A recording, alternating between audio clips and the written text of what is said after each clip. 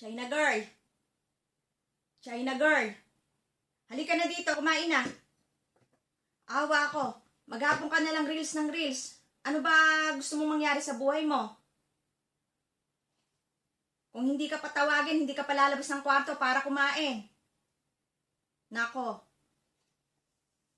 Pag ikaw nagkasakit niyan, mari-reels ka sa akin. Sinasabi ko lang. Yan si mama. Makakainin ka na. Dami namang sermon. Grabe ang bibig. Tinalo ang newscaster ng ABS-CBN sa sobrang bilis. Parang Armalite.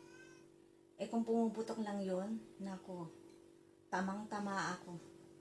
Dami ko sigurong tama. Grabe talaga si mama. Wagas makasermon. Ay, nako. Oh, pagkatapos mong kumain dyan, ligpitin mo yung pinagkanan mo.